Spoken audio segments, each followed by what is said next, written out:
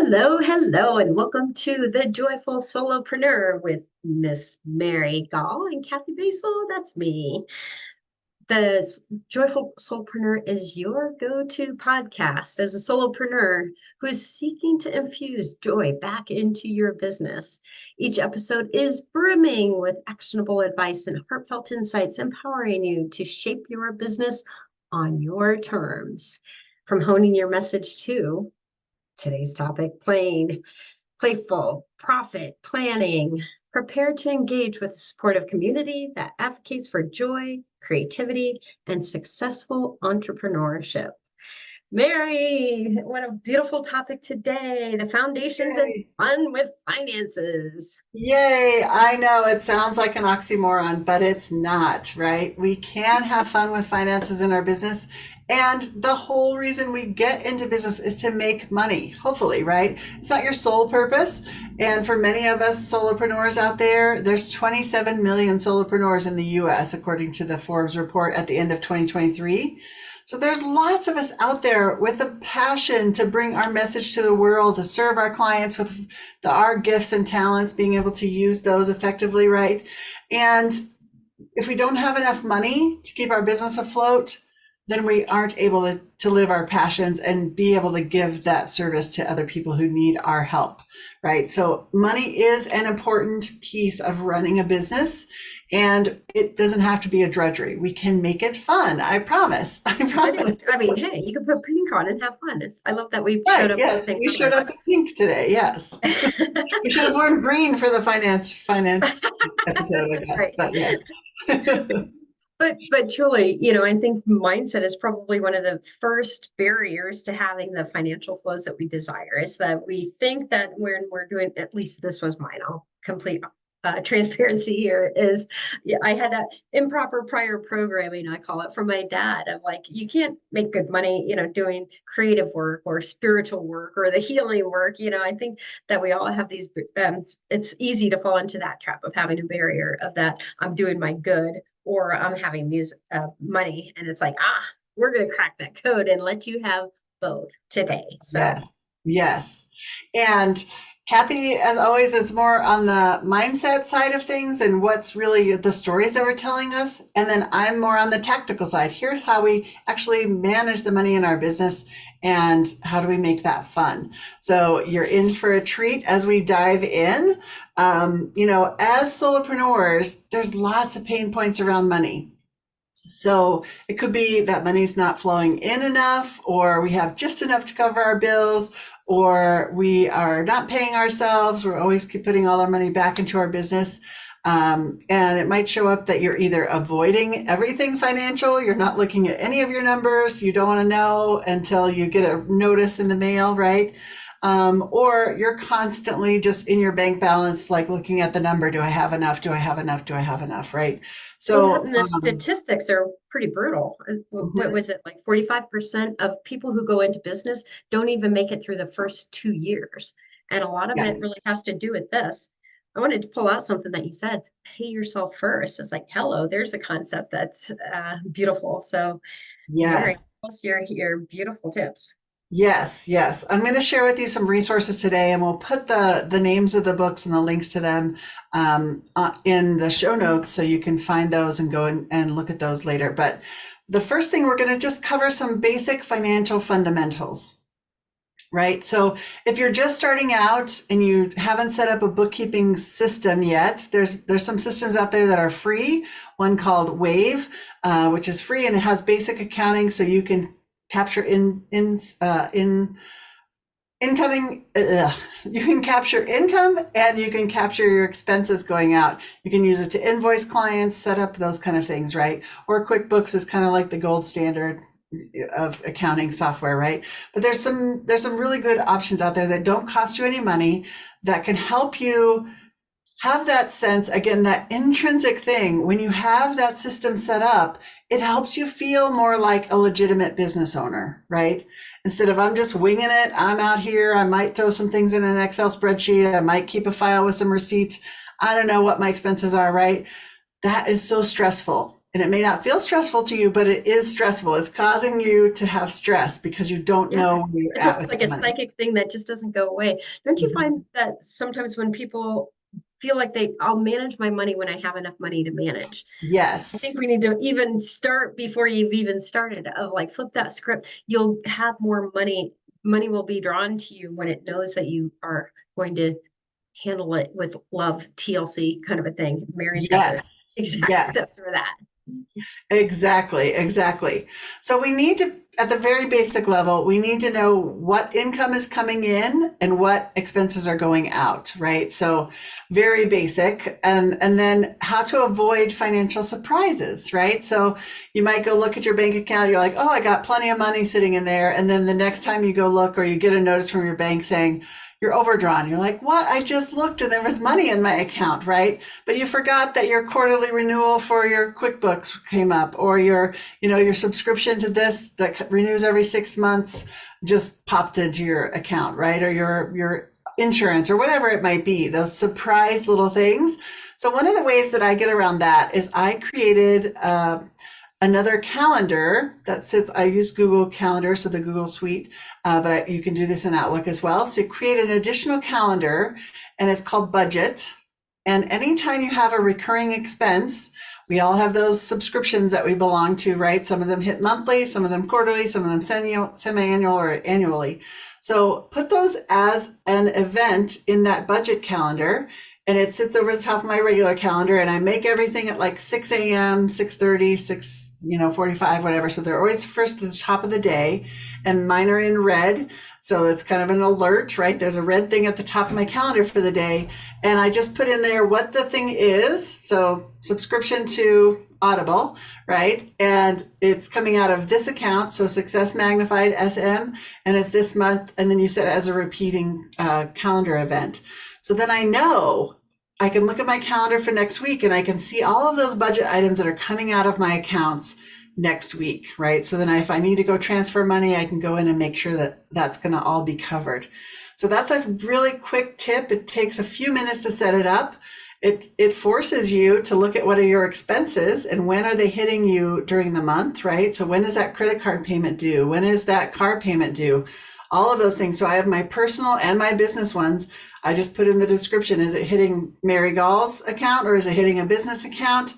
And then what's the amount that's going to hit on that day, right? So then it really does help eliminate some of those, oh my gosh, I just had money and now it's all gone, right? So you know that that's there. So are there ways that that you found that help you kind of figure out where you're at in the month with your money, Kathy? This, I love your calendar. I've never heard of that before. I'm Yeah. gonna absolutely implement that. But I'm an Excel person, and I love, just the whole thing of I used to avoid money because I wasn't certain that I wasn't convinced that there was going to be enough when I needed it. So I would be the ostrich with my head in the sand. And what I found is that the more I track it, the better I do, the more it shows up. There is enough. So I just really want to emphasize that start with where you are. Tracking, I love to see the money come in and celebrate what's coming in. But just like you're saying, I love budgets too, is the other side of me is I love that concrete, knowing when it's coming so that there aren't surprises, because the surprises, it's almost like a little mini trauma, if you will. It's like, oh no, Right. it is again. And so you create this relationship with money where it's almost like a fear thing. It's like, no, let's what can we do to make this fun and create this love relationship with money of like, oh, that's great. And I love this because it dovetails right into what you're sharing next. Yes, yes. And one of the ways, the smallest ways we can start to celebrate money coming into our world, right? So I have people that are on recurring subscriptions. So I get those little emails from PayPal. You've got money. This payment just came in, right? And it pops up on my phone as well. So I love seeing those notifications. And I always take just a couple of seconds and acknowledge and say thank you to the person that just paid me, right? And I actually say their name and I was like, oh, thank you, Sally. Thank you, George. Thank you, Joanne, whatever, right? And just say just that smallest little gratitude before I delete the email notification, right? It's like, oh, thank you for that payment. I'm so happy to work with you. Takes seconds, but you'll be amazed at how much more you'll start to receive because you're giving gratitude for what's coming in, right? So that's Do you another do the really same quick with tip. when you're sending money out? Do you give gratitude in that same way? I do sometimes. Most of the time it's automated, so I don't pay attention to when it happens, right? But you could do that with your budget. You could just write a little thank you that I'm able to make this payment, right? So bigger payments, I definitely do that with, but now almost everything is just automated, so I don't pay attention. It's like, oh, that all came out last week. So when I look at my bank statement and I see incomes and outcomes, I definitely is like, thank you for the money that's going through my business, flowing through me and my business this month, right? Um, so those again are some basics. Start tracking your income, start tracking your expenses so that you know kind of what the flow is of the money that's coming through your business, right? Doesn't have to be complicated. If it brings you joy to write it down, write it down. Excel, I love Excel spreadsheets too. That works fine. Or if you have an accounting system that can link to your banks, you don't even have to do anything with it. It imports the stuff and it's just there. That's even, easier. Whatever works for you. Find the thing that brings you the joy and makes it easiest for you. So next I'm going to roll into one of my biggest decisions as an entrepreneur, as a solopreneur, was finally implementing this system. It's called Profit First. And here's the copy of the book by Mike Michalowicz. I'm not affiliated. I don't have an affiliate link or anything, but I tell every business owner I talk to about finances, I recommend this book highly. I had the book, somebody recommended it to me. I bought it. It went on my bookshelf and I kind of flipped through it. It was like, oh, whatever. And then about 2 or 3 years later, I kept getting mentioned to me again, right, in various ways. And so I went and pulled it off my bookshelf and actually read it and implemented it in 2021 in both my businesses. And what a game changer it has been for me. One of the ways that I love this, it makes it a system, right? So I love systems. Systems save us time, energy, and money, right? So I love that it's a system. It's easy to implement. There's a little bit of work hard once at the beginning, and then it just makes managing your money so easy throughout each month. I have a little handout that I can share with you in the show notes about my experience in implementing it, because I kind of made a little book report about it to share with my clients. But basically you set up 5 accounts and you put money in each of those accounts twice a month. So you have all of your income comes into one account, all of your expenses go out of another account. You save money for taxes. You just have gone through tax season. It's nice to know you have the money sitting there. You can pay your taxes. You save money for profit. So you can be a profitable business right away, even if you're just putting $10 in that profit account, right? That makes such a difference. And then you have money for paying yourself, right? This is what we find most entrepreneurs, solopreneurs don't pay themselves because they're reinvesting the money back in the business. And that doesn't bring anybody joy. If you're doing all this work, putting all this effort out and you're getting no reward monetarily, then you need to figure out a way to pay yourself. And he talks about in the book, typically we would pay ourselves from whatever was left over. And as we know, as entrepreneurs, there's never anything left over. It's not consistent what's left over, right? So yeah, I don't want. So setting that money aside from each time you manage your books, he recommends twice a month. Then you know, okay, there's money in there for me to pay myself, which is such a great feeling. And like we discussed earlier, you're telling your money what to do for you. I want this chunk of money to go and be ready to pay taxes.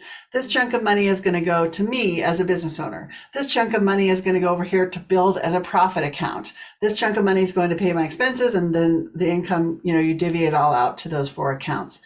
So the other thing that I love about the system is that quarterly, once a quarter, so 4 times a year, you get to take out half of your profit money that's building and building each time you do your transfers, and go and celebrate, do something fun, do something that brings you joy, right? It's another reminder. Our businesses are meant to bring us joy. So take some money. It's like your own little private savings account, right? A lot of people wait for their tax return to go and do something fun or buy something for themselves or whatever. This way you get to have that money. You get to let that money build interest instead of the government having your money all year, right? So you get to have this profit account. You take half of that out. You get to decide what does that look like for you to go do something that's fun. One year I used my profit first quarterly dividends to buy paddle boards because I paddleboard during the summer, right? So my business bought me paddle boards. I paddleboard with I have a networking group that does that during the summer.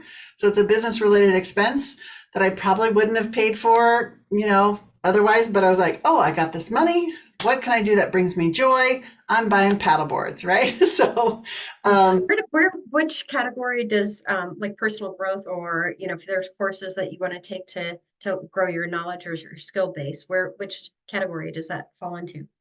yeah, so it could come out of your operating expenses. So that could be because business education is a deductible expense from your business, right? So yes, you can put it there. Or if you're saving up to take a bigger one or you want to go on a retreat or something, maybe you can use part of that profit money, that quarterly profit money to help pay for that retreat or Yeah. purchase that retreat. Totally, yeah.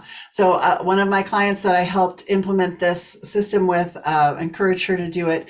She saved up her profit all year, and then she was able to buy the car or use that as a down payment for the car of her dreams at the end of the year. So you can save it up, but he encourages you to take some of it out. He's like, even if you go buy yourself a cup of coffee, or you buy yourself a candy bar, or you go to the movies and buy a bigger popcorn, buy the extra large popcorn, right, on your business, that celebration of the money that came in and you're using that money for profit, right? Some of these largest corporations are running in the red. They never show a profit, even though we think they're the most profitable companies, right?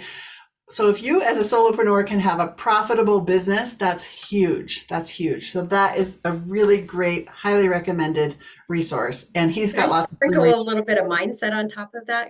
Because Yes. there's so much brilliance, right? In just what you just shared, is that our brains are actually wired to know that we're making progress towards a goal that's meaningful for us. So I love how you were talking about, the woman with the car. It's like, what are those things? And it doesn't have to be big progress, but just knowing that we're making incremental progress, and then what we appreciate appreciates. So every time you're seeing that, I encourage you, I call it, it's kind of funny, fun with finances on Friday.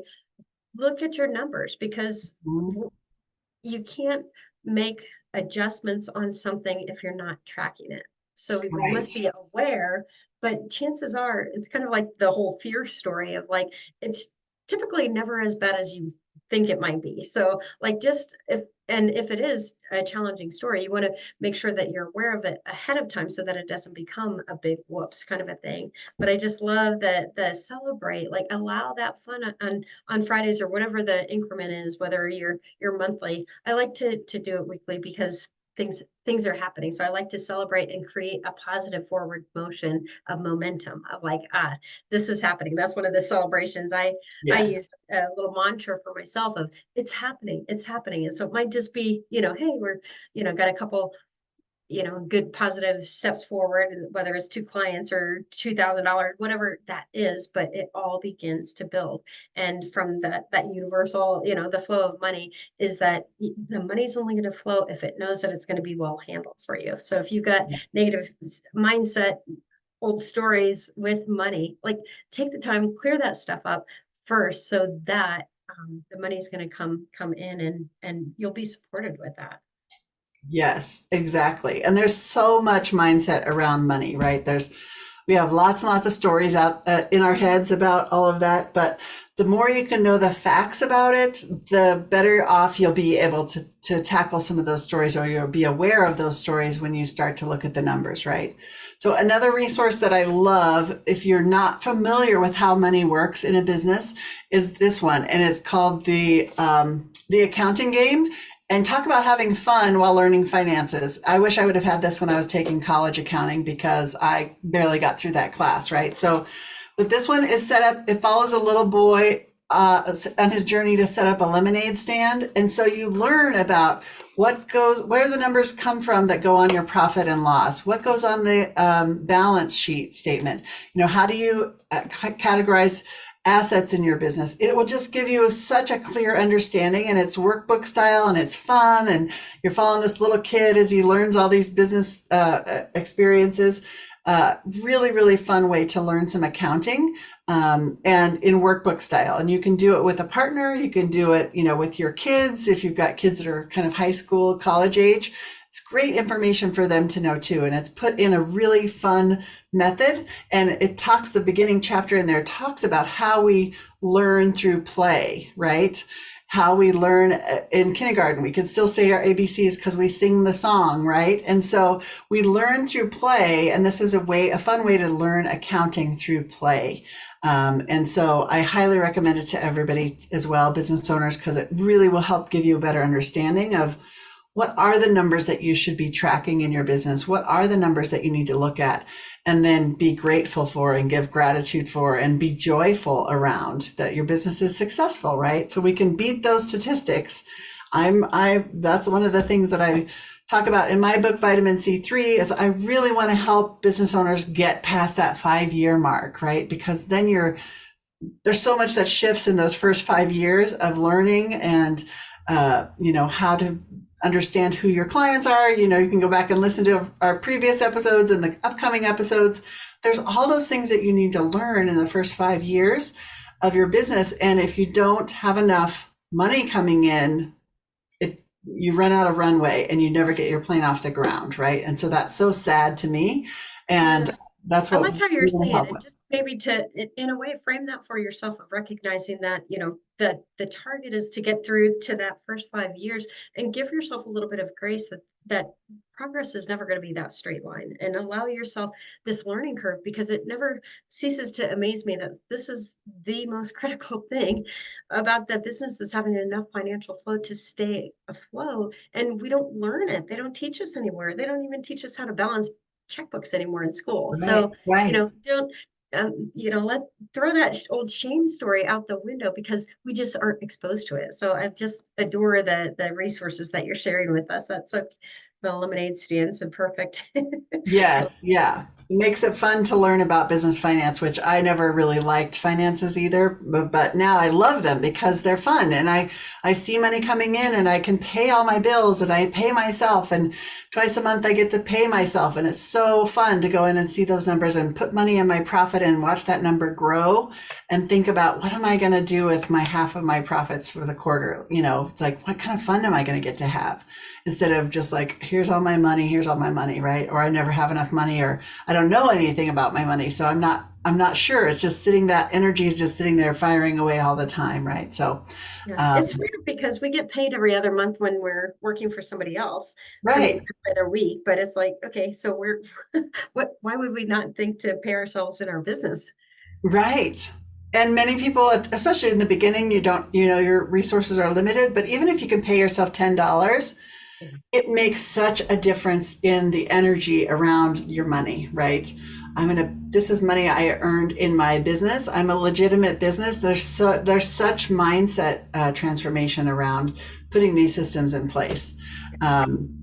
So one of the ways that we bring money into our business is, by making sales and pricing our products or services appropriately. So we want to make sure we touched on that because it is such a key area to bringing income into your business is how are we pricing things? And it can be a sticking point for many of us, especially service-based entrepreneurs who feel like, I'm just here to help everybody. I just want to help everybody. And if they can pay me, they can pay me, right? And then the other people that are just like, well, I want to get paid for my value, right? And so there's that fine line of pricing your value versus your time, right? Exactly. Yeah. This is a big one for me because I think us as change makers, just like you're saying, uh, for health practitioners, well, it should be a God-given right that everybody's healthy. So we just want to give it away. But truly, and this was one of the things that took me a little while to understand, is that people will value the things that they pay for. So it's key. It's like, fun money 101 is to understand what your hourly value is, recognizing that everything that you've learned, all the experiences that you've had up until now are part of that value that makes you the expert that can take them from that pain that they're suffering with right now and be that bridge to get them to where it is that they want to go. So one of the first, I think, is really valuing yourself. If you've got worthiness issues, that mindset aspect, pause the button, go back and release those old stories, heal those old wounds, because yeah, I love an affirmation of I value my time, energy, and worth. And so my clients value my time, energy, and worth. So we need to come from that space, but also recognize that we're selling an outcome. I think it's all too easy for us to start thinking in terms of those benefits of like, well, they're getting a book and a checklist and 6 sessions or whatever it is. But that's not what people are paying for. They're paying to get out of their pain. So for me, marketing messaging is something that I help clients with. If you're not connecting the dots in the way you're messaging, then you're not attracting the clients. So that the pain point that I'm helping them with isn't how to write the blog or the ad or the whatever it is. It's truly how to attract the clients that they want. So that value is good. Mary, you were talking about how that incremental value, the lifetime value of what your transformation, that shift that you're offering to someone, once they begin to believe more in themselves or have the right systems in place so that they can leverage their time and serve more people or do it more efficiently, that's the long-term value that you're offering. You're not just selling a system of, I'll help you put that accounting system together. No, we're helping you to create a sustainable business where you get to have your profit, you're paying yourself first, and you've got this life balance so that you're sustainable 5 years, 10 years, as long as you want to be in business. That's an outcome that begins to be priceless. And I think all too often we dumb down what it is that we're offering, or we say, oh, it's 6 sessions is an hourly rate at 200 an hour, so it's 1,200.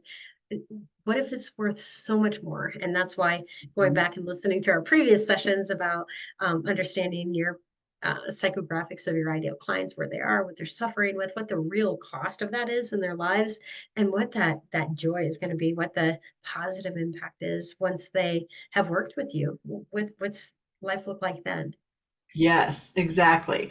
Sometimes we get stuck in the features and benefits of the immediate thing of when we're working with that client, and we forget to look at what's the lifetime transformation that knowing this, having this knowledge will give to that person, right? So if as we mentioned in episode 2, we're looking to get to the question below the question, what's the real issue that our clients are having? And when we can solve that for them, what does that look like for the rest of their life, for the rest of their business life, right? For the stress it's going to take out of their business life, which then was bleeding into their home life, right? The transformation that comes from learning this piece of knowledge is the real value. And so that's, again, going back to your messaging. How do you convey that as part of the message that you're sending out there? Here's the real thing that you're going to get, which could be more clarity, more focus, which lets you run your business more effectively, which lets you take the afternoons off and spend time with your kids while they're still in school, right? Or when they get home from school. So that the transformation of their entire life is the value of what you're selling them, right? And so sometimes we forget to take that bigger picture look. And that's, again, what brings us joy. Why we get into business in the first place. I want to have this impact on these kind of people, right? And that brings me joy. And when I see that happening with my clients, and I'm bringing in money, which then brings me joy and lets me go have the life I want to have, right? Then it's a win-win for everybody, right? So It's again, funny because I focusing think on the life. sometimes we Go can ahead. get into like dialing down our numbers, kind of a rookie mistake, because we want to make sure that everybody can afford it. But what happens is now you're not getting paid enough. So you can get midway into working with those clients and actually become resentful because you're still not making ends meet at the end of the day. So knowing your numbers, what are all those total expenses? How many clients are you working with? And what does that price point need to be so that you've got that profit margin that you desire? And if not, then you need to go back to the drawing board and kind of rework some of those numbers until it works for a way where it's a win-win for everyone. Our Mhm. target is always, like you said, spreading the joy. We want to make sure that we're over delivering and wowing our clients, and at the same time we want to wow ourselves too. Let's have that profit and pay yourself first too. Yes, I love it. I love it. So, just to kind of recap, I know there's so much we could go into with finances, and it's a big subject, but it can be joyful, right? Go back and use some tools that we mentioned. So we mentioned the Profit First book, we mentioned the Accounting Game book, so you can understand how does money flow through your business, right? And once you have that understanding, you can build in some of these systems to say, here's how I'm going to celebrate when income comes in my business. Here's how I'm going to celebrate when an expense gets paid out of my business, right? And here's how I'm going to attract more money. And here's how I'm going to help solve this problem for clients, and the lifetime value that I'm providing them, not just based on so many hours and so many sessions, right? So how do you include that lifetime value in the pricing that you're doing? So those are the resources we have for you. Go and make your finances fun, right? Celebrate those wins. Give The thanks to all joyful the income challenge coming to in. you, should you choose to accept it, right? And Yes, dive yes. Your joyful challenge. Go look at some of these resources. At the very minimum, start mapping out what are your income and what are your expenses so that you know what's coming in and what's going out of your business. That's the key things you need to know. and pay yourself this week. Yes, and pay yourself. Yes, pay yourself something and celebrate. When you cash that check or when you deposit that money in your account, give a little Yahoo! I did it. I'm paying myself as a business owner, right? Just give yourself that little burst of joy. So, okay, we are wrapping up this episode, and we hope that you've enjoyed episode 3 of the Joyful Solopreneur podcast.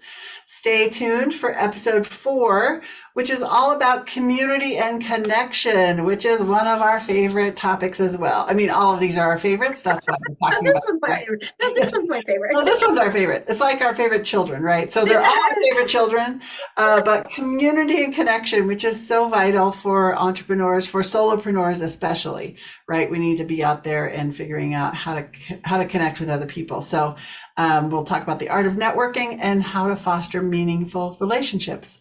So we hope you have enjoyed it. Anything else to say, Kathy? Just be out there being the joyful soulpreneur you came to be. Yes. All right.